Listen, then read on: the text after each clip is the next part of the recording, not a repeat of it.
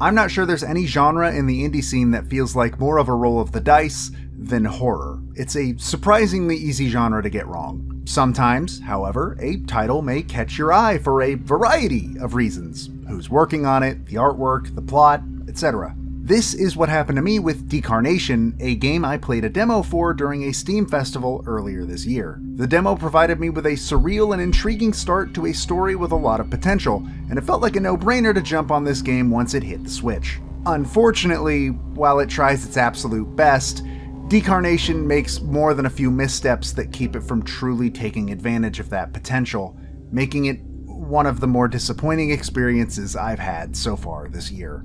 Decarnation puts the player in control of Gloria, a well-known cabaret dancer for the Black Swan Club in Paris. Things seem to be going well for Gloria. Her career is going well, she has a loving girlfriend, and she has just recently posed for a sculpture by a renowned artist. Her life begins to take a downward spiral when she goes to see this sculpture, bearing witness to a pervert harassing it. From there, her boss suggests she retire from dancing, and her girlfriend breaks up with her.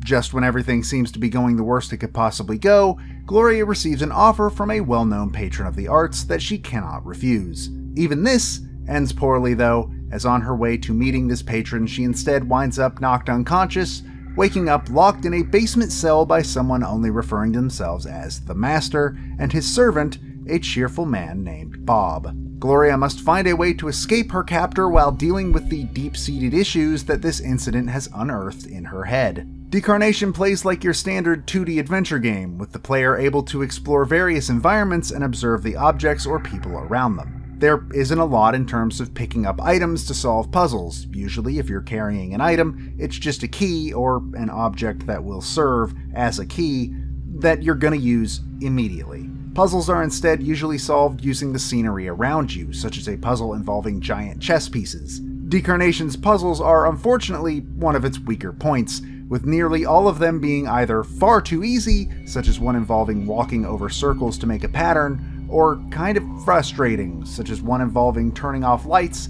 and kiting an instant kill enemy around a room. Another weak point of Decarnation is its various minigames, used as abstractions to regular life activities Heavy Rain style.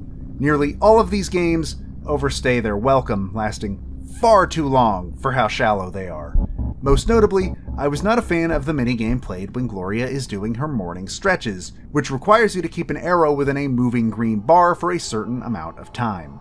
The most fleshed out of these minigames is a rhythm game you play several times throughout the story, whenever Gloria is performing one of her dances.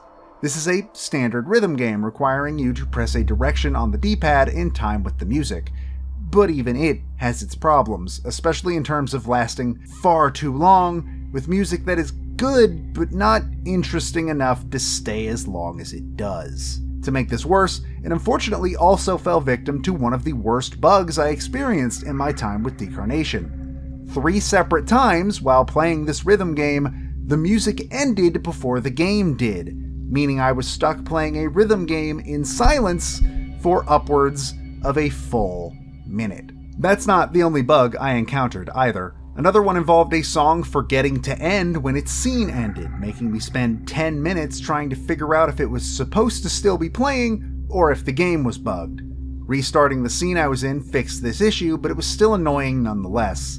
Other times, sequences that felt like they should have music were instead backed by silence, and I have no idea if that was another bug or for some reason what was intended. These audio bugs are especially disappointing, as what made this game catch my eye in the first place was the involvement of one of my favorite game composers, Silent Hill's Akira Yamaoka. But disappointingly, even when there was Yamaoka-style creepy ambiance, it just did not live up to the expectations I had going in. Decarnation is a game with a lot of potential that it just doesn't realize. There are absolutely good points to the game, such as its fantastic sprite art for the environments around you or the grotesque monster designs you encounter throughout, and the plot is also at times very relatable to anybody else going through a similar downward spiral in life. But this is not enough to counteract the overly long minigames or the unfortunately lackluster puzzles.